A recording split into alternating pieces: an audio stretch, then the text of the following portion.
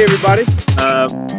Welcome to another edition of Let's Talk About It. I'm Ben Jeffries. I'm currently hanging out on my back porch. We're in the middle of a move, and this is the most ideal place for me to set up at the moment.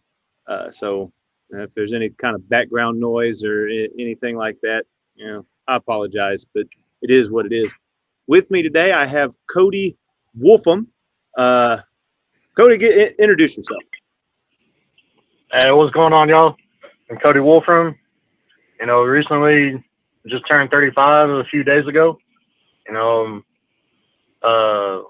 Correctional officer. Been going on for over 11 years now. Part-time gym rat, part-time motorcycle biker, or however you want to call it. Part-time wannabe outlaw, I guess. That's a little bit about me in a nutshell. All right. Correctional officer, biker, weightlifting outlaw. Yeah. All right. I'm down for it. So you just went on a little adventure, didn't you? Yeah, I just probably was about going like 2.5, 3 weeks ago. Went to New Mexico, went to Carlsbad, and then I went to Roswell. Was up there for about 4 days. See any aliens? Everywhere, man. We all are aliens.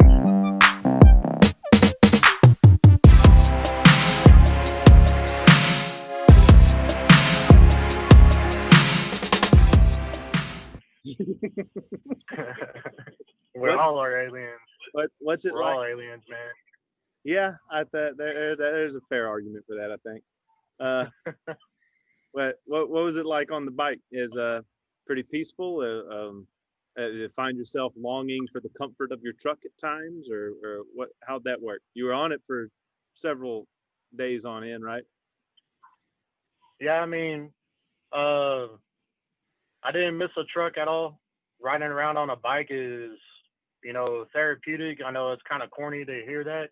A lot of people like to use that terminology, but when you're riding on a motorcycle, is completely different than riding in a car because you're not in a enclosed space anymore, and you really got to be focused on your surroundings and what you're doing and what everyone else is doing around you.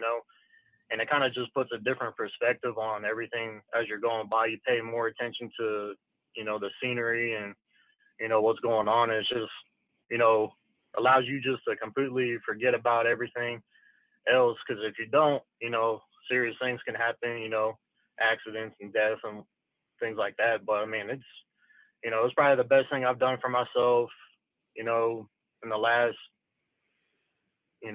3, 4, 5 years. It's probably like the best thing that I've done. And it's brought a lot of fun, excitement, brought back a lot of memories and stuff like that from when I was a kid. My dad, he's had several motorcycles and stuff growing up, and we went on trips with the family, aunts, uncles, grandmothers, things like that. And the places that I've been here recently is all places that we've been to before, and I'm just going back through it again. And it's kind of,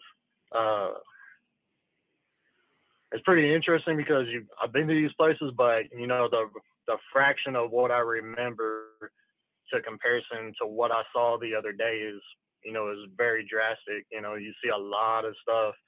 You remember things, but you don't remember so much now as I do now in detail. I think it's really neat. You go, and very true.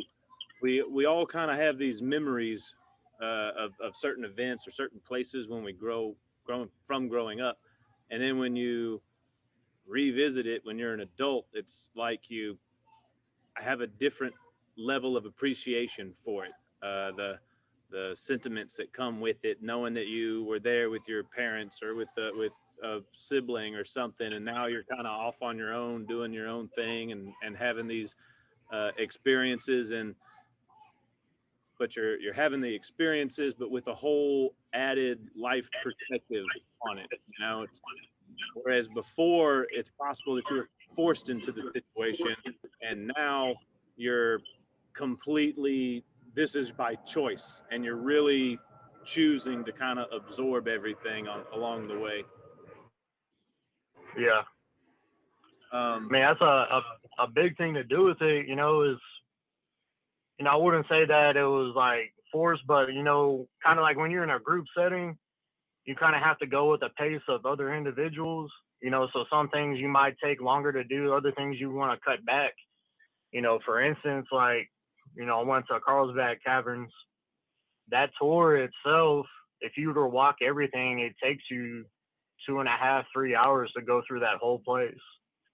You know, and I remember whenever I was a kid that, you know, I know we didn't do that whole thing. I promise you that we didn't, you know, but when I went back this time, I just said, screw it. I'm going to go do the whole thing. I'm going to see everything. I'm going to stop and read, and I'm going to stop, take pictures and videos, and, you know, I'm going to live it to the, you know, the fullest that I can, you know, and I did, and I enjoyed it a lot. And it was just like so much more stuff. And, you know, you get kind of nostalgic and you sit back and you remember some stuff.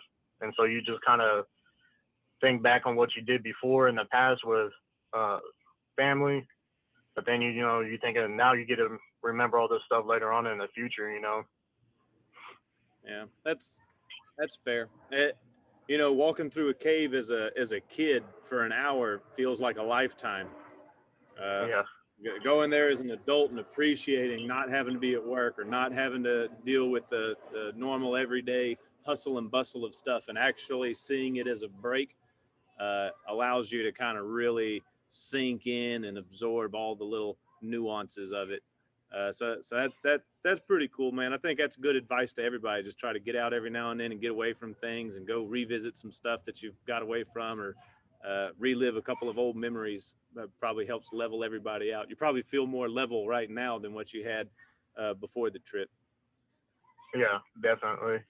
Like I said, you know, and people ask me whenever I talked about doing it, because I had to plan for about a month about going out there and taking this trip.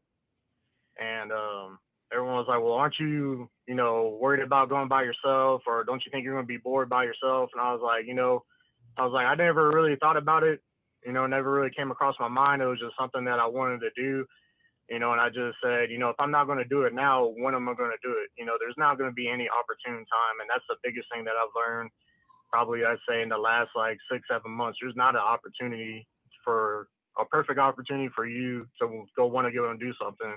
Sometimes you just got to pick up and go, you know, and that's what's going to be the best thing for you. Yeah, that's true on many levels as well. If people sit around waiting for the most opportune time to take action to do all kinds of stuff, but the truth about it is there is no opportune time. It's the most opportune time is when you make it happen, and it fits in. And that can go with what you're talking about. That can go with taking a chance in business, in school, in relationships, or whatever the case may be. You can't. Things rarely line up to be the perfect time for stuff, so especially in just a normal everyday individual's life who has a job, who has all this added pressures. You know, there's always something going on, and if you wait until there's nothing going on, then most likely you've missed all your chances. It's tricky. So you mentioned that riding the motorcycle across Texas and then New Mexico and through the deserts and whatnot, it being therapeutic. And part of that was the fact that you were kind of exposed to things and you had to be at a heightened level of focus, right? Do you feel like the exposure to the danger, even though it's not, I suppose it's immediate, but you're also feeling like you're in control, but knowing that danger is like right around, it's just a moment away at any moment. Do you feel like that in itself is the therapeutic aspect of it? Maybe a little bit, but not like a whole lot. I think a lot of it is just not so much the danger part, is that you can't think about something else, because have been some times where I would get caught up in thinking about something else or looking at, and, you know, you're veering off to one side or the other. I mean, it doesn't take much. You know, you have control to an extent, but riding a motorcycle, yeah, it's similar to riding a bicycle, but it's not the same thing. So you have to be in the moment and not really be thinking about much of anything else. You know, is you and what you get, you that 800-pound motorcycle underneath your legs and doing 75, 80 miles down the road, and paying attention to what's going on. I mean, I don't know. It's hard. It's kind of hard to explain, but at the same time, there's probably some other things that you can equate to it that would be similar, but you just got to be in the moment, and it just lets you relax because from all the day-to-day grind and all the day-to-day stuff that you deal with, it just lets you just be there. You're there right then, physically present. You know what I'm saying? Right. Well, speaking of being in the moment, speaking of the everyday grind and the sense that you're in control, but danger's only a moment away. You mentioned working in the prisons for, you said 11 years? Yeah, 11 years back on October the 8th. All right. Walk me through your career there, like as far as assignments, the area you've been in, the types of custody levels you've dealt with, the size of things. Okay, well, like I said, I started back on October 8th at the Ellis unit. I was there for a couple of years as a CO, and then I promoted down there where you and I worked together at Clemens unit. I promoted down there back in 2012. 2011. I was a sergeant for a year down there, and then a lieutenant. I was a state lieutenant for 5.5 years. That's a long time. It felt like 5.5 years felt like 25 years, to be honest with you. And because Lieutenant, me and you, first rank on the structure. You get everybody's problem from underneath you. You get everybody's problem from on top of you, and your problems are nobody's problems. Exactly. From the newest inmate to the newest guard to the most veteran sergeant to the warden to off-unit administrators, everybody's problem funnels down to the lieutenant. And right. the lieutenant is not only running the shift, they're not only dealing with the employees, they're not only dealing with the daily operations of the unit as far as the counting and the feeding of chows and the turning out to work and the making the rosters for the employees and dealing with the days off and dealing with and doing all that type of stuff. But they're also having to constantly answer these administrative questions that rarely do they actually have any say in. The lieutenant spot is horrible. It's an absolute tragedy of a position. But I mean, it's just one of them things, not everybody's journey is the same. Some of us are, we get caught in a spot for a minute for things that we might not ever understand why, but I'm a firm believer that, everything is laid out for you, and everything happens for a reason. It's all planned out, you just got to be patient and just let itself work out. And I always talk to people that have worked for me and I worked with, and, watching them promote and come up, I just tell them the biggest thing is you got to riding a wave. You got highs and you got lows, peaks and valleys, and the lows never seem they're going to be any lower, and the highs never seem like they're never there, but you got to understand that you just kind of one of those things that you just got to ride it through. And I think that's, very telltale for any kind of job to be in particular, because there's always going to be obstacles to overcome and things that you got to deal with. People, we work in a human business and a human nature, and that's what you deal with on a day-to-day basis. So you just got to learn to adapt and overcome and just kind of ride the wave, for lack of better terms. No, I agree. I think you and I have even had that conversation, the ebbs and flows. For me, when I was at this state in particular, it would hit me in waves of like 6 months. For 6 months, I just going to work was the hardest thing ever. I'd pull up in the parking lot and I'd just sit and I'd stare at the unit for a few minutes, like, I just don't want to be in there. I want to go home. I want to go anywhere other than here.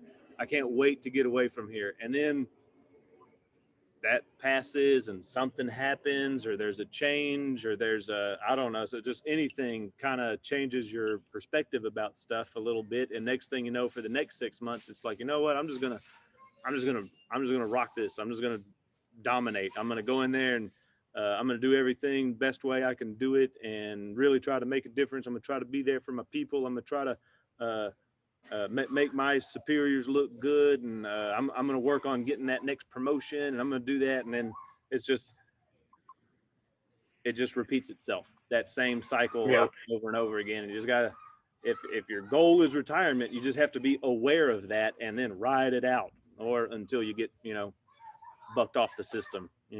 Either way. Uh, Yeah. so But I mean, but like backtracking a little bit, like I said, 5.5 years as a lieutenant.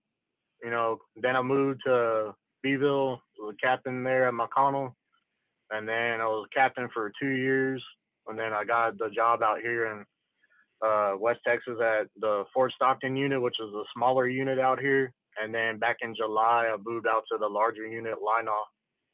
So I've been bouncing around, man. It's good for me because, like I said, I'm single. I don't have any kids or anything like that. I can come and go as I please. I don't have much of anything to worry about. You know, uh, State's been good to me. I can't complain, to be honest with you. There was times that, and I think that happens with anybody when you feel that you're in a position where, like, you're just stuck there. You're kind of in limbo. And that's going to happen. But you can either do one of two things. You either keep on pushing through, or you can just fold up. And I'm not that kind of person that's going to just fold up. now that's also true in almost any employment situation you get into. That staleness kind of gets to you. If you feel like you're capped out, if you feel like you've hit a spot, and for whichever reason, political, performance, just the situation you find yourself in, you're not, you don't feel like there's an opportunity for growth. It gets really, really difficult to keep running your head against the wall and to keep facing these problems, and a lot of the time these problems come up and they're not fun to deal with, especially in Yeah, absolutely. the environment in the prisons. You're dealing with really, really hard, um, volatile situations. And if you're doing so in if your initial reasoning for taking this job that's going to put you in the position to be responsible in these situations is promotion, and then for whatever reason you can feel yourself plateauing, and you can tell there's a ceiling on you, it gets, that's very much a part of those lows, those valleys you go through, where you're like contemplating, man, am I really doing the right thing? Is this what I need to do? Should I, man, maybe I should just step back.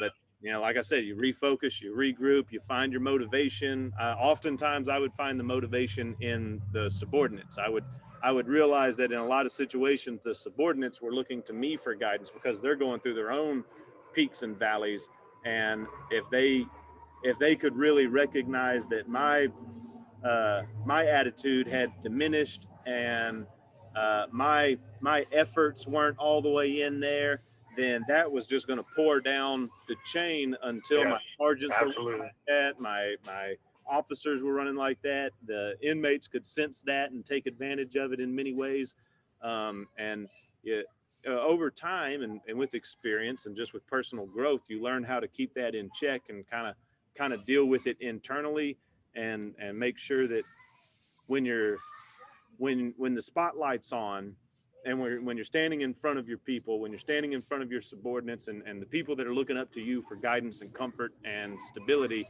that you're able to provide all that. And I found that to be the driving factor in keeping me level when I didn't really want to be level. Uh, Right.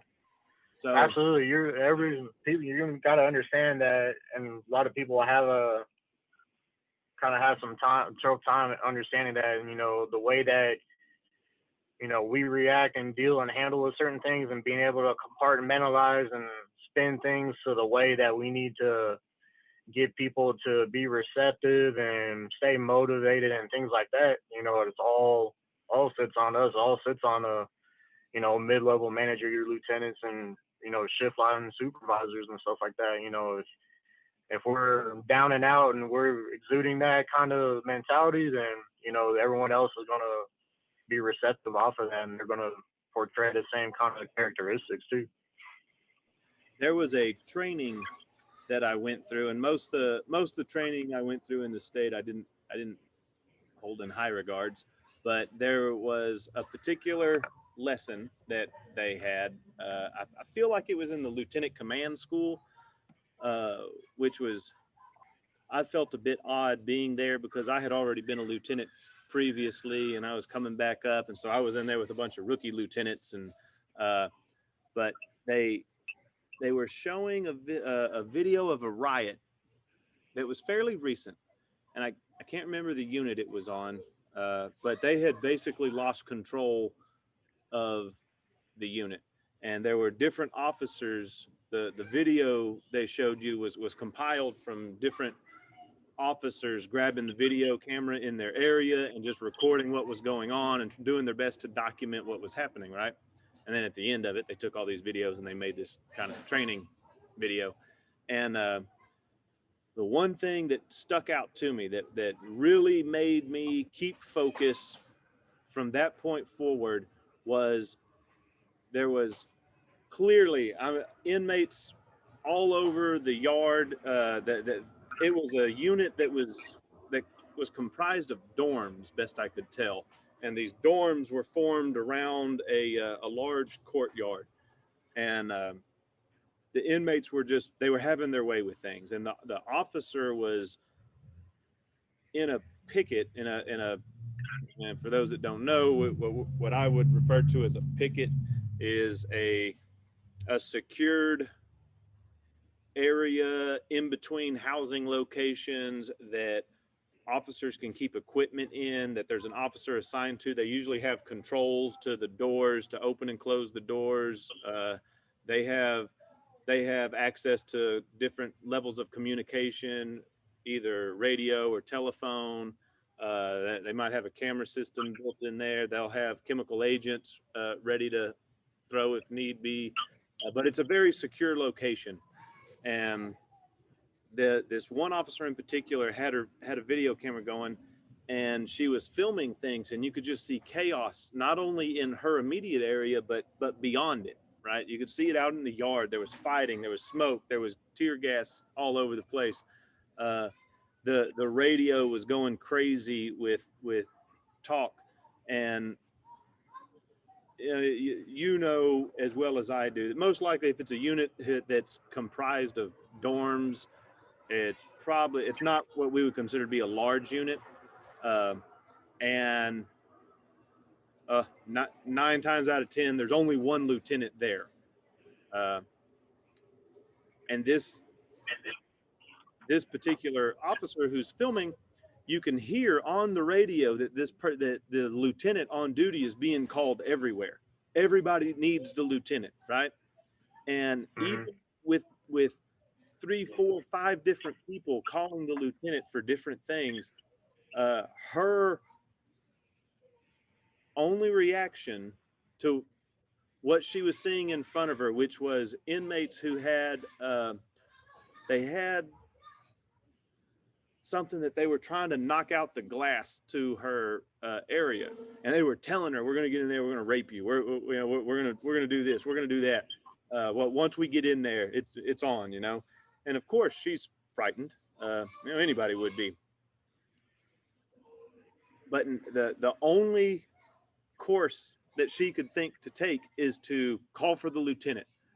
And she just was repeatedly calling for the lieutenant. Lieutenant, I need you over here. I need you over here. They're trying to get me. They're breaking into the picket. They're breaking into control picket. I need you. I need your help. I need your help. But the same thing is happening everywhere. Everybody who's in trouble needs their lieutenant.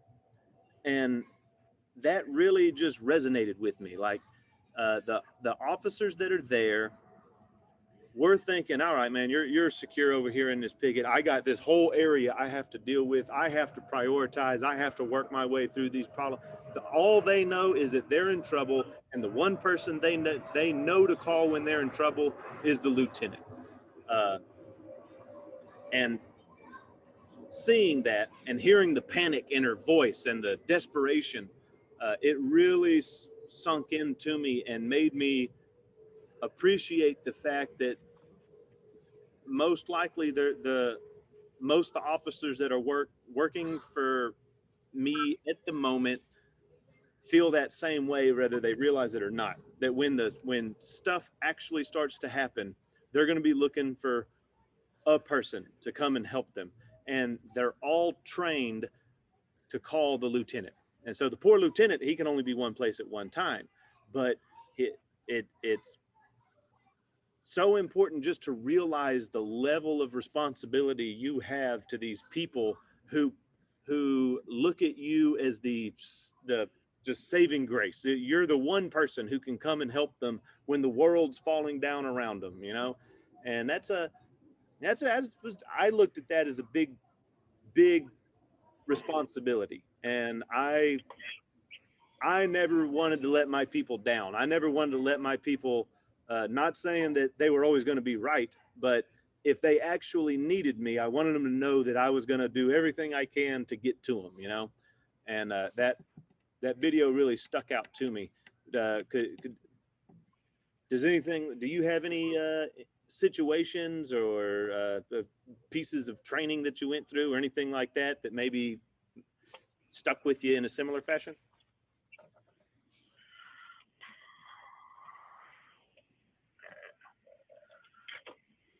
You know, I think a lot of the stuff we went through command school, went through captain's training and stuff like that. I feel that a lot of the training that I've gotten in those were good and effective in a manner as far as like looking at stuff for retrospective and what you should do in the future. Um, you know, and that stuff is always good as long as you remember it, you know, and always try to pass down knowledge and let not people forget what happened in the past, you know. And I think, you know, I've been in situations before where I felt good after the fact because I felt like we had been sufficient in training the staff that we had to be able to handle situations, man, not necessarily of that kind of magnitude, but knowing that, you know, passing on knowledge and training and history and things like that that we've gone through, you know, myself, lieutenants that worked for me and captains that worked for me and sergeants and stuff like that, that I felt that we were doing a good job in being effective in training them so they were able to handle that situation. You know, and the great thing about, you know, working for the state is that we always, you know, in times of crisis and ever growing need, that everybody gets there. You know, we're all there. We're all ready to go and do what we need to do to take care of it, to contain it, and, you know, restore everything back to normal, you know. There's not really like one thing in particular that sticks out in my head, but that's just like something that we always just talk about is, you know, a day to day reiterating stuff over and over again. And you know, this is kind of like one thing, as soon as we stop talking about it, you know, that's when something's going to happen, and we should have been thinking about it and talking about it on a daily basis, you know. So, what's something that you've been through your experience that you would say left you with just a really impressive lesson that you from that point forward, it was like you never want to see that go the wrong way. So I'm going to make sure I tell my officers this. I'm going to make sure I show my officers this, because if they see this, if they know this, if they hear this, if they see me do this, then I won't have to worry about that happening to them, or I don't have to worry about that happening to me again. Is there any type of situation that maybe you had to deal with at work in the moment, where you took something like that and wanted to make sure you passed it forward? I mean, there's always something like that. It was like different situations, incidents that we had. Um, always try to go back over that stuff. Like, there's some things that'll come to mind, just, far as like dealing with like, just like, like spontaneous instances of like dealing with offender aggression, and dealing with people that have, mental issues and mental disorders and stuff like that, and how to deal with them and handle them appropriately. And we deal, like I said, we deal with people in a human capacity. That's what we are. It's a human business, and we're all involved in dealing with that stuff. And that's what we got to keep in mind. You're going to have to work with them. You're going to have to talk to them and stuff like that. There's not really, well, maybe like only one thing that I could ever really think of is like just not doing stuff that I would do. There's situations that I've done and things that I've done before in the past, and just talking to people and making sure that they don't do what I did, and I explain to them why not to do it, and this is what can happen, and this is what you should be paying attention to.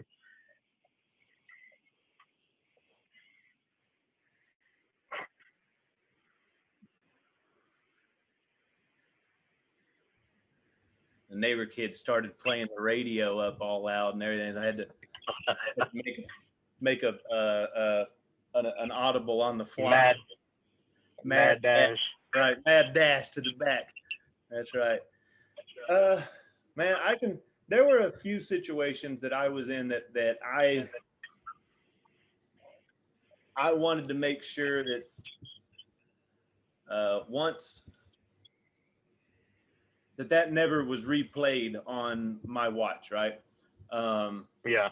One of them was the hostage situation at the I was involved in, and a couple of really veteran quality officers got taken hostage, along with the disciplinary captain and a disciplinary offender representative. All got taken hostage, and they didn't really violate any policies or anything to allow this to happen. It was just the inmate knew the habits. The inmate knew that they were going to strip search him. They were going to go through his clothes, and then they were going to hand it all back to him, and he was going to get dressed in his cell. And, the officers were going to stand there and wait for him to get dressed. And so as he's getting dressed, he had weapons hid out all in the immediate area. And so as he's tying his shoe, he's reaching down underneath his bunk. He pulls out a shank and sticks in his sock, and as he's acting like he's tying this shoe, he's wrapping a handcuff key around his finger, and he cuffs his hands like this when he puts them behind his back so they can't see the handcuff. And it's like they did everything they were supposed to do, but once they got into this disciplinary office, they got a little lax. They kind of put their guard down a little bit, and within a split second, he was able to get out of the handcuffs, pull his weapon, and take one officer, have the weapon at the one officer's neck, and by doing that, all other officers in the room lose control. When you're looking and see your coworker with a knife to his neck, and your actions could dictate if he lives or dies, you're going to be very, very cautious about what you do, and you're probably not going to do anything to irritate that. I was involved in a 5-man extraction team that ended up running in and doing the convict and taking out the hostages and doing that. But seeing it all play out and knowing the level of intensity that came with it, and really being involved with the investigation and the understanding of how everything transpired, it really showed me the importance of a lot of these little rules that we don't think about, right? Like just because you strip search somebody, if you hand them anything, that doesn't mean, well, just because you strip search somebody, just because you do this one thing that the policy says do, doesn't mean that you're in the clear now. It's like, you still have to be totally observant of the situations. Always look at their fingers. When you're putting handcuffs on them, make sure they're opening up their hands and putting them in a way that's uncomfortable to them, not because it's uncomfortable, and not because we're wanting to make them uncomfortable, but because this is a position that shows me that they don't have any weapons, that shows me that they don't have a handcuff key hid somewhere. And it protects me, it protects my coworker, it protects the convict, because when the convict gets out of line, we have to use force on him. And when we're talking about a life or death situation where they're trying to stab people or they're trying to hurt people, we're not gentle with them until it's a subdued situation. So every every step of that situation can be resolved just by good quality situational awareness and observing things beyond what the normal complacent protocol might tell you to do. So that was always something that I wanted to make sure my officers saw me do. When I'm strip searching somebody, I'm going to go those extra measures. Open your hands, keep your hands open when you put them behind your back. The outsides of your hands together, palms out. Spread your fingers while I do this. I want to see it. Keep little things like that is what keeps people safe. And knowing the consequences that can come with just something as simple as show me the outside of your hands while I'm putting handcuffs on you is a step that I always tried to press on to my employees, or always tried to set examples for them by when I was going through those motions, doing it. Yeah, I remember you talking about that stuff before, about things being stuck in between fingers and in between toes, and that's still stuff I tell people to this day. Mm-hmm. And the same thing with like shoes. We talk about when you search the shoes, we don't give the shoes back. We keep the shoes outside of the cell and have them step in, step back and then step in the shoes. Yeah, that's there's so many little things when you're dealing with in that world. There's so many little things. Your job is to basically try to keep things contained, and their job is to try to defeat them. And no matter what you do, no matter what steps you take, or no matter how seriously you take your job, no matter how great the effort is, the fact is you're going to win some, you're going to lose some. There's going to be times where they get over on you. There's going to be times where they get the best of you, but you have to be ready to respond to that. It's one thing to let them get the best of you on a surface level, but you have to always be ready to come back and respond to regain control of that situation. If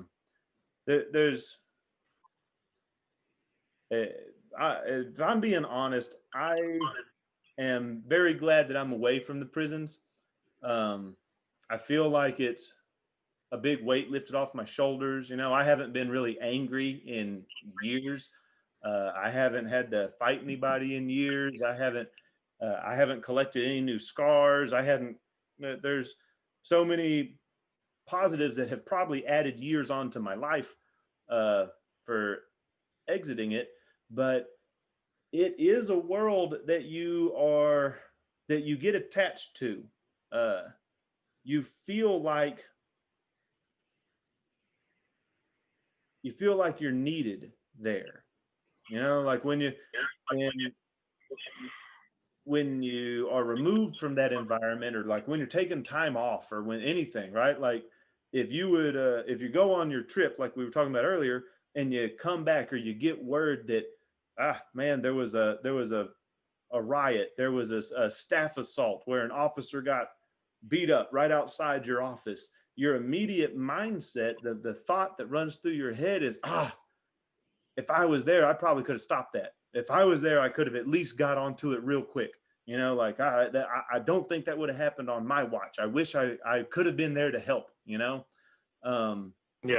And that's natural reaction. And that's the way I think that's a underlying quality of somebody that you would want to have, to have that kind of response when they hear things like that. I still feel that a little bit when I hear people who I know, when I'm talking to you, I'm talking to people who still work in the prisons in some capacity, and they tell me a story about what happened, and so-and-so did this, and this inmate came and did this, or this happened, or that happened. And there's still like a good chunk of me that was like, oh man, I wish I could have been there to help, because I feel like they needed me. I know what I'm useful for, and that's a thing I'm useful for. And I wish I could have been there to help, and I could have prevented somebody from getting hurt. Uh, Yeah. I guess that's just something that's going to stick with you for a while. You mentioned having good qualities. There's certain people that are designed to be in that type of world, right? I think that goes for law enforcement in any capacity. There's probably certain people that are designed to be in the Army, in the Marines, police officers. There's people that are born to be firefighters. There's people who are designed to be correctional officers. In your mind, as a major of correctional officers, as a guy who's worked his way up in maximum security prisons from a correctional officer through managing a unit that has the average age of 20, to one of the largest units in the state, as a captain to now an administrator of a unit as a whole, what would you say are the characteristics that, if you could just build the perfect correctional officer and clone him, what would that consist of to you? So one thing is, you got to be honest. Honesty is a huge thing for me as a whole, and it's not just so much amounting to just necessarily, honesty. People think that honesty means telling the truth. Yes, it means telling the truth, but I feel like people, if you're not going to be honest, not only are you wasting my time, you're wasting your time. So honesty is a big thing, because I feel like we're wasting time, because then we have to go back and look through and dig through stuff and try to get to the truth of it all. Honesty. So honesty is a big thing. Somebody that is proactive. Everybody is quick to identify problems, but where are those people that are identifying those problems, that are coming up with a solution or a way to better it or improve it? I look for people like that. I ask for suggestions all the time. On my position, I don't know everything, and I don't ever expect to know everything. And the best way that I feel like being a leader and looking for other leaders is having somebody that's humble enough to ask for help or ask for suggestions. Hey, I'm thinking about doing this. What is your input? Hey, do you see if there's any kind of problems? What can we in these areas can we do to improve it? Things like that. You need those kinds of people, because I might be proficient at dealing with, looking at, for instance, like a perimeter security kind of issue, but maybe, you yourself are looking more better at dealing with staff related issues, how to deal with staff coming to work, keeping them motivated, involved, and things like that. And so if we work together, that helps us make a formidable team. You take pieces from everybody, and that's how you build your team. You find strong suits in everyone, and you bring them all together, and that's how you build your plan. So you need to try to find different niches. You might be looking for different things and different people at the time based on what you kind of feel like your needs. It's almost like dealing with a football team in itself.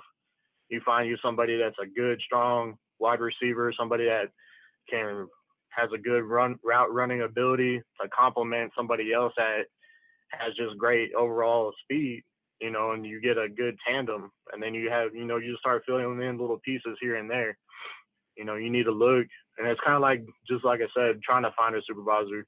You might be looking for something in particular, and something just sticks out about them, the way that they talk, the way they carry themselves. Experience does play a factor into it, but experience isn't everything, because you can have somebody that's been 5-10 year veteran, but that doesn't mean anything if they don't have anything to show for it, as far as good tangible qualities. Some people are going to stand out, and it's just, you just kind of know when you're looking for somebody that's going to provide you with some kind of asset to you and to the facility. How you're going to improve your facility and overall performance of everybody and the morale of the facility itself. So I know at my time, I worked there for 16 years, and I went up on lots of promotion boards. And you've probably been up on a fair amount of promotion boards as well. You've hit those high levels where I don't think you have to worry about answering those questions anymore. Do you have to go? You don't have to interview for AW, do you, assistant warden? No, nuh-uh. Okay. You don't have to do like no formal board or anything like that. And I think right now what they were doing, and because of COVID, I'm not sure if they're doing it right now, is whenever you do get ready to turn your application in for that next spot, you know, you just make your calls like we always talk about, making calls and letting people know. And then if they want to schedule a meeting, then you just go and schedule a meeting and talk to them, and they kind of let you know where their mind is at, and ask you some questions here and there just to see how you think and where your head is at. What's the craziest board question, the interview question that you were asked over the years, or something that you something that just sticks out in your head, you know, that you thought was odd? Okay. Ben Jeffries, what is your self-emotional awareness, and how do you judge it? You said soulful, emotional. Your self-emotional awareness, and how do you judge it? Ooh, my emotional awareness. Emotional awareness. That's what level of rank were you going up for when they asked you this? For a major. That's fair, I guess. Yeah. That's basically. I feel like that warrants some pondering. That's. I think it encompasses a multitude of things. Yeah. You know, how you perceive yourself in a moment versus how other people would perceive you, and your awareness of how you are coming off. That's how I think of it. That's how it pops up in my head.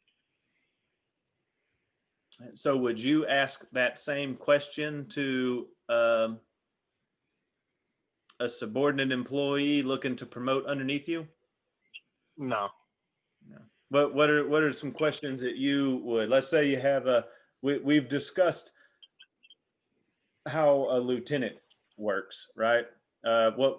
Let's say you have a lieutenant job on your unit. What are some things that you would ask that would just kind of tell you if this is the right type of person to fit what you look for as a lieutenant?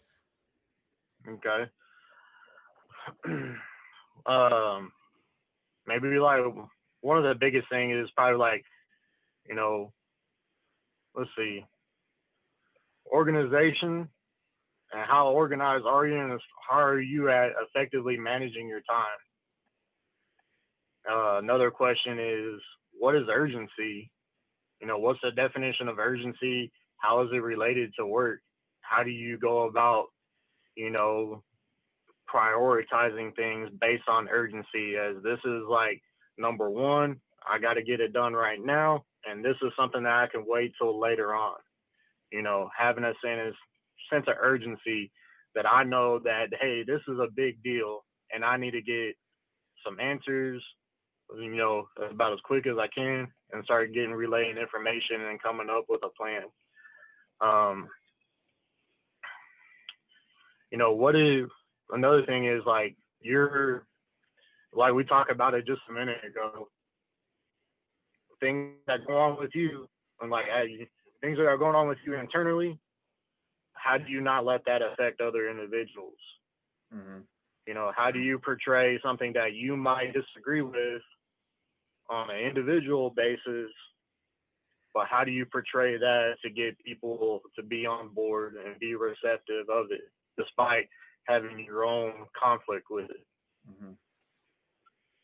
And Um, those are all excellent questions for a lieutenant, because those are things that you're faced with every day.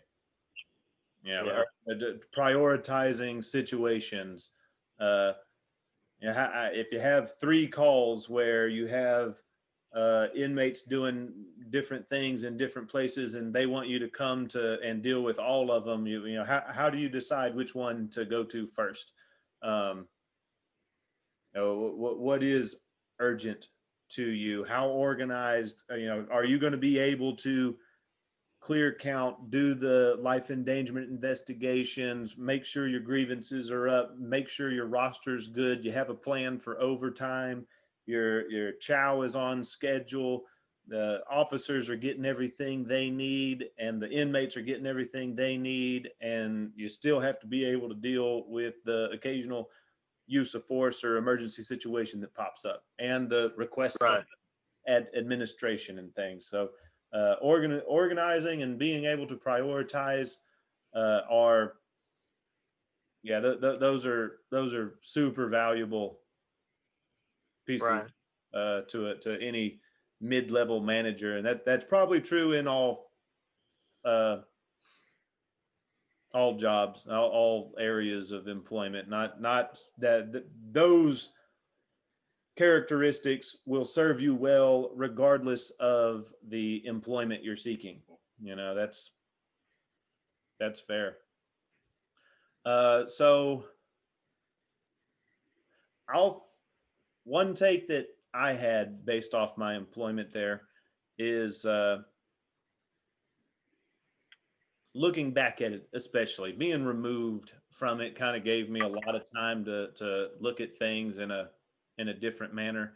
And I would say that the actual prison itself should be ran much harsher, much more controlled. And that sounds pretty rough coming right off the bat. But the second phase to that is I also feel like there should actually only be about 30% of the population there. It should be a whole lot harder to get to prison. And then once you're in prison, it should be much more restrictive. But it should be reserved for the truly violent, the truly disruptive, the truly non the faction of society that cannot adjust, that cannot be reconciled with. Those that should be what the penitentiary is for, and then there should be a multitude of other programs put in place to help rehabilitate these the remaining 70%, the drug offenses, the minor crimes, the stuff that's not.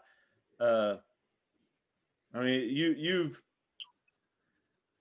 you've seen what guys end up in prison for, and sometimes it's heinous and horrible and disgusting, and it lights an anger in you just from seeing what they've done.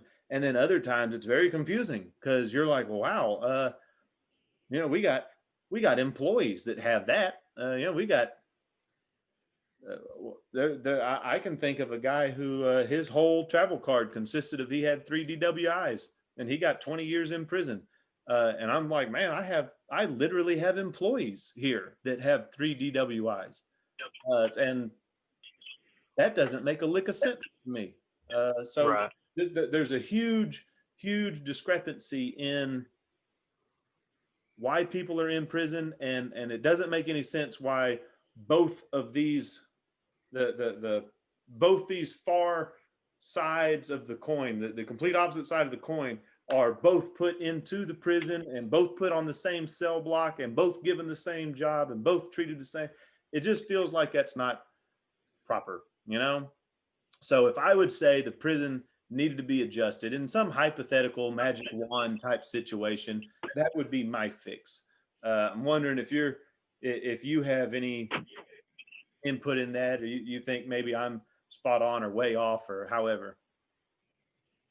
No, I think overall right now, I think we're starting to see a change in that, but that doesn't really end. It's not resting on us. It deals with us as a general public.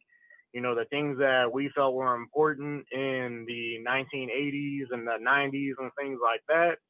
we're coming to realize that now we're like, hey, this is a bit extreme, and we're doing this, and we're holding people accountable for extreme amount of years for something that we think is completely, I don't want minor to come off in a manner of not being like serious, but in the grand scheme of things, talking about a DWI, 3-time DWI individual, a person that has some, narcotics issues and things like that, what did we do in the beginning to, help them out? Did we look into the whole thing, or did we just say, Johnny, this is your third DWI. Apparently you didn't learn from the last two, so we're going to throw you in prison for 10 years.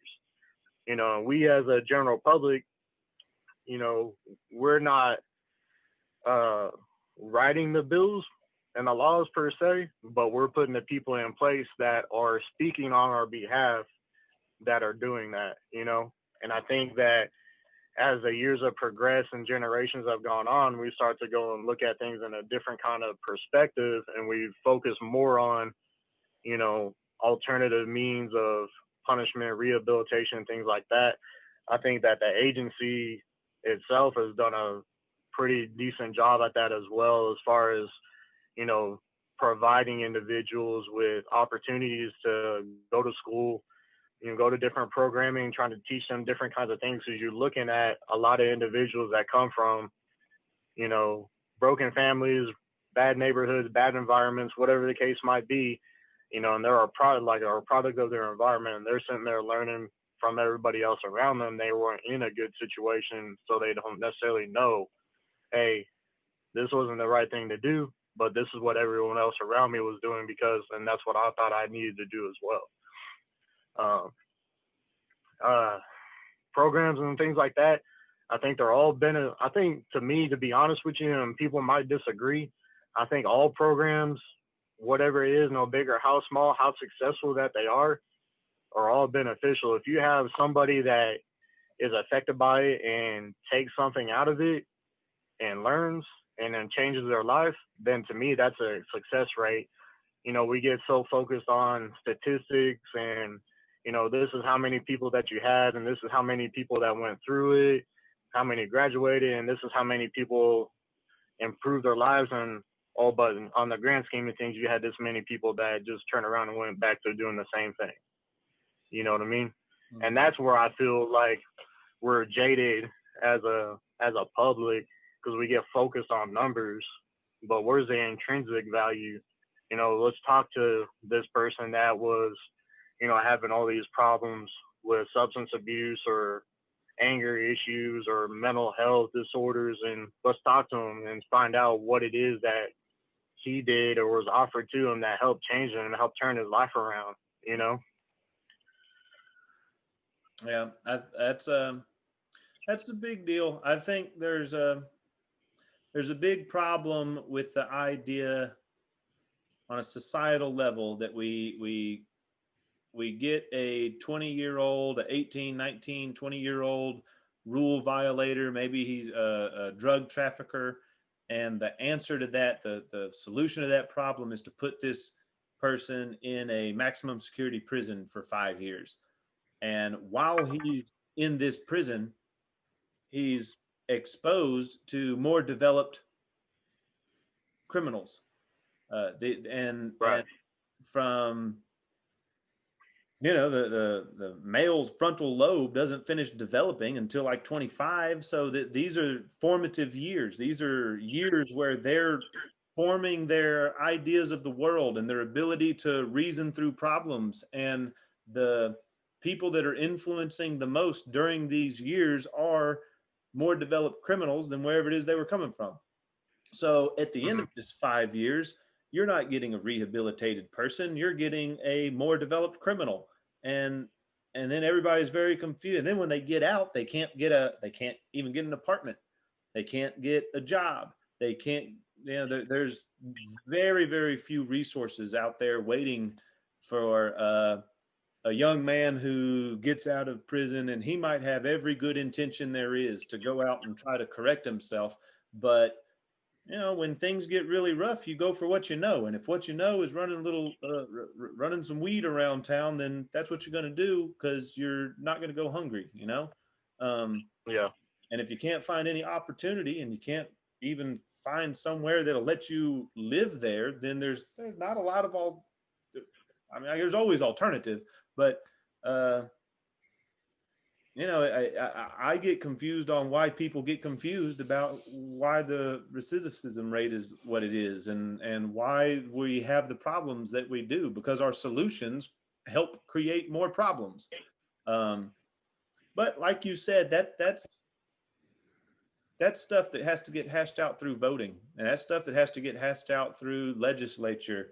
And I think it's important that people realize that for every complaint I just voiced, everybody probably has similar complaints about something like that, whether it be cops, or whether it be correctional officers, whether it be judges, whether it be whoever. But the only way to really change that is not to get mad at the correctional officer. It's not to get mad at the cop who's legitimately doing his job. Not to get mad at whatever official happens to be there in front of you.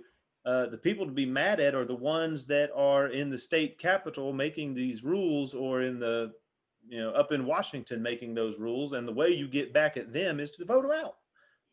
But people don't like to vote people out. For some reason, we all love to complain about things. Nobody loves to vote anybody out. They'll go and just keep sending the same moron back into office time and time and time again to create the same problem over and over and over again. But I suppose that's a whole nother topic for a whole nother day, I suppose. It is. But if people get, and that's what I don't know. I mean, you watch this election right now, kind of changing shifts a little bit, but you watch the election right now, and people get so hung up on citing themselves with a political affiliation because what they feel it represents. Okay? When I probably would venture to say that there's probably a good 70 to like 80% of people that fall in the middle, because you might side with one thing or the other depending on which it is and what's important to you. That's and I think you're going to start seeing a change. It probably won't be one. We probably still won't be alive, but you'll probably start seeing a change where you're going to see a lot more people that are running in some other kind of third party, whether it be a libertarian or Green Party, whatever the case might be, because that stuff's going to become more apparent, especially throughout as the years progress. The cultural society that we have continues to mix and evolve, and things that are important to you and me might not fall along the lines of being a Democrat or being a Republican. And people got to understand that, when you go and vote, you need to vote for the issues that matter to you, and that person, if that person fits you and it's going to support you and what you believe that's important and how you feel that things should be, ran or improved upon, or things that need to be changed. You know what I mean? Right. No, I agree with that 100%. I've had that conversation pretty often nowadays. It's if I genuinely believe that if people took off the title of Republican, Libertarian, Democrat, whatever, and just kind of looked at what the value system was that's cooked into each one of them, that the vast majority of people would probably line up more with the Libertarian Party than anything else. But they're taught not to take them seriously. They're sitting there and taught and listening to what people tell you. Our problem is with everything that there is today, with the advent of mainstream media, internet, et cetera, is that you're taught to believe what you see because that's what we want you to see. Nobody wants to go off and look underneath and try to figure out if that's really the case, if that's really the truth. We're being fed things the way that people want us to see it and the way that they want to portray it for whatever reason. Isn't that crazy? Whether it be there's more information available to us right now than at any point in time in human history, and we're too lazy to access it. We would rather see a post on Facebook that we love or that we don't like and just operate off of that instead of going and doing a quick 10, 15, 20 minutes of research to determine if what we're looked at, if what we just saw was accurate or not. Most anything you can see, you can come up to a determination on if it's true or false in a fairly short amount of time with just a little bit of effort. We've gone in from like, you and I, and for those of us that'll be listening to us, know what Cliff Notes are. That's what we're doing. Yep. We're taking excerpts of things, and then we're saying, okay, yeah, I know exactly what you're talking about. Mm-hmm. No, not necessarily. A fraction of it, but it is what it is. It's hard to get people to grab their mind around that stop siding with a political affiliation because that's what you were raised or thought that's what you had to follow in line. Voting straight party tickets, voting, purely off of what my mom or my dad did before in the past. Mm-hmm. Every time that I've ever voted, I never voted straight party ticket. I voted for an individual that I thought coincided with what I wanted done, what I wanted to see change, what I felt their values were similar to mine. Mm-hmm. And that either they were a Democrat, they were a libertarian, or they're a moderate of some kind or whatever, or a Republican or whatever the case might be, and it's changed every time. It's changed every 4 years when I've gone to vote, because I sit there and I go and look and read about them and see what their stance is, their platform. Yeah. Oh, and man. You got to do the same thing with everybody, and people don't understand, like, even the nuances at the local level, how much of an influence that has on the grand scheme of things. I mean, if people only had to vote for one thing, it should be the local stuff, because they have more influence on our day-to-day activities than the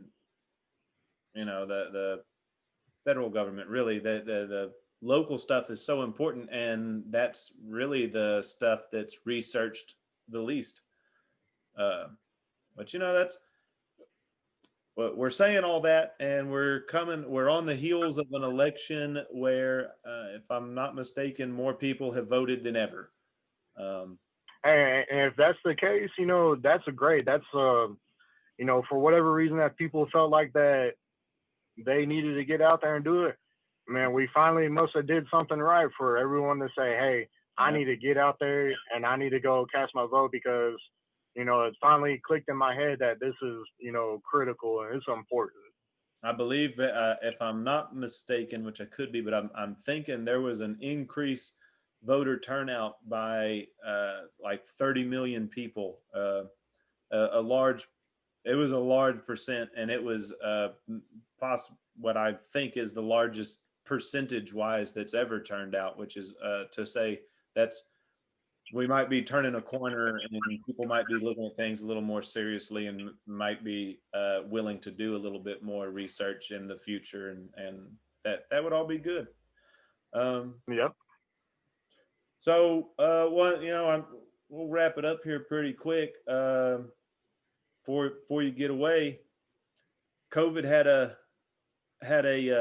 it worked on all of us in a negative way. I was closing in on some personal records in the gym that I was super hype about. I thought I was bearing down on 400-pound bench press, and I had it on the calendar, the date I was going to give it an attempt. Right, I had my spotter lined up. I'm going to go in. I'm going to do a warm up, and I'm going to do like a your progressions, the 300-pound lift, a 350, and then go for 400. And the week I was supposed to do it, they shut down the gym. And I'm going to tell you, I'm far off now. I am not ready to do that at this moment, right? I happen to know that you're just now getting, or not just now, but you've gotten back into the gym, getting back into the flow. How's it feel? Yeah, I got back in the gym probably about a month now. I don't think I'm super far off. It just depends on what it is. Bench isn't that far off. You know, obviously you got to be paying attention to what you're doing because you get out of the groove and, you know, that's when you fuck up. But for lack of better words. But, you know, I feel good. I feel pretty strong. I don't feel like I'm that far off. That first day that I went back and I deadlifted 400 pounds and I did that for like, I actually did 2 singles out of that, which felt pretty good. It didn't, you know, it moved fairly well. I'd probably say about like a month to 2 months, I'll probably be at like 550, 600 on deadlift, and I'll probably get back to 305, maybe 315, and probably another month or 2 on bench. But that's always been my weak spot. And then squats is pretty easy. My strength is there, the power is there. I still take my time doing that stuff because it's, you know, the mechanics of doing a squat is different from everybody, you know, based on the way that your anatomy is. Probably say like, give me like maybe like 6 months or so. I'll probably be at like 450, 500. I tend to take my time on doing the squats because I'm very, very focused on like the mechanics of it and the form as far as it goes. And it's pretty easy to jack yourself up if you're not paying attention to what you're doing. Right. I've always avoided the deadlift because I've been super nervous about messing up my back. I have a bad back. I've heard it. I was in junior high the first time I hurt my back. And then I heard it several times tussling in the prison. And then I heard it in a car wreck. And then I heard it lifting weights. And a couple of years ago, I heard it sneezing. It like, you know, I'm so nervous about jacking up my lower back that I'd stay away from stuff that I identify as those high risk lower back injury type exercises like deadlift or even squats, really. But I was getting I was getting into deadlift here recently, and I was, you know, starting just super lightweight, trying to make sure my form is good, my posture, that I'm engaging the muscles in the right way. And I took some time and researched like exactly how that lift is supposed to go. And what I found is that if it's done right, you really don't feel it at all in the lower back. It's like the first thing you engage is like your lats, the back shoulders, you know, bringing it up and try almost like a shrug. And then you know, like you engage these different muscles as the lift comes up, but it's really not on the lower back at all. The place where it gets squirrely for me is when I'm setting the weight back down. So like when I'm going down with the weight and trying to control it a little bit, not just dropping it, but trying to control it, I can feel myself getting a little bit weird there. So I'm still nervous to pick up anything above like 300 on the deadlift, but it's well, you know, like how your back is, you know, you've got your back, you have your abdomen, and you have your lungs and everything like that. So when you're getting set up, you should get your grip and you know your stance, how far you're going to have your feet apart. But when you go and you breathe, you need to breathe in through your gut and push out through your gut, because what you're going to do is all the muscles are going to push everything together. All that air is going to push everything together, push the muscles all together and expand, and it makes you're going to want to make your back more supportive. Not necessarily rigid, but it's going to support it more because everything is kind of compressing. You're pushing everything together. Does that make sense? You're saying to breathe out in a manner that exacerbates your stomach, that pushes your stomach out. Yes. Yeah. And that will add pressure This is with the belt, is what you're saying? The best thing to do it is when people get like hung up on a belt, like, let me make the belt as tight as I can. That's not what you want to do. You want to make the belt tight, but you should have some space in there. And when you go to breathe in, that you expand and you make that expansion press up against that belt, and in turn it's going to kind of compact everything together. You know what I mean? It's kind of like you kind of got to play with it. You kind of got to think about it. If I could sit here and draw on a whiteboard and tell you, this is your lungs and this is your spine and here's your abdominal muscles and your lats and everything else. And when you go to breathe and you breathe into that belt, you're pushing everything together and you're sitting there holding it. So it's in turn, your muscle, your lungs are pushing air out and supporting your intestines, your back, your muscles, and everything together and kind of making it all like one solid unit. All right. Well, I believe. And the deadlift itself is you get your power from off the floor. Okay, and it sounds dumb. It's a multi-group exercise, multi-muscle group exercise. Your bench and your squats are the same thing. People don't understand how your bench, your feet play into your bench is the same thing. Leg drive. You get power from off the floor. You do the same thing when you're doing a deadlift. If you're not feeling like you're driving your feet through the concrete floor, then you're losing power, and you're leaving a lot of power left out of it. So I always think that when I do mine, I sit there and I'll pull back with a bar, and I get ready to drop, like kind of dropping my butt down. And at that same time, I'm thinking about driving my feet through the floor. I'm not really thinking about anything else other than I want to like blow my feet all the way through that concrete floor towards where I would be buried in my knees in concrete. And then I'm just coming up with it. Yeah. Well, I could use a lesson or two. So I'll take that. Next time you're in town, we'll go to the gym. You can show me how to do some deadlifts. I'll give you some pointers on some bench, and we'll call it an even swap. All right. All right, man. Well, anything else you'd like to throw out here while I got you on, or? Y'all be mindful of me. I'm sitting here recording in a Walmart parking lot because we're out here in the middle of BFE. So this is the best cell reception I get. If I jump on my phone a couple of times, you know what it is. Man, no worries. Don't hold it against me. I had to. I'm at the house, and I went from the back porch with Rocco running around me, and the kids in the neighbor's yard jumping on the trampoline and screaming. They started playing the radio, and I had to run in here. It's been an adventure, but you know what? We talked about some good things, had some good conversation. It was good catching up. I think we had some quality discussion, man. Yeah. I appreciate it. Definitely about to go. Yeah, we'll have to do it again. And like I said, next time you're in town, you let me know, and we'll go hit the gym and pick up some heavy stuff.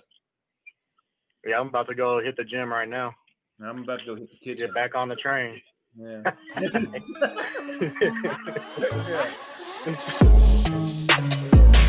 right, man. You have a good evening. We'll talk at you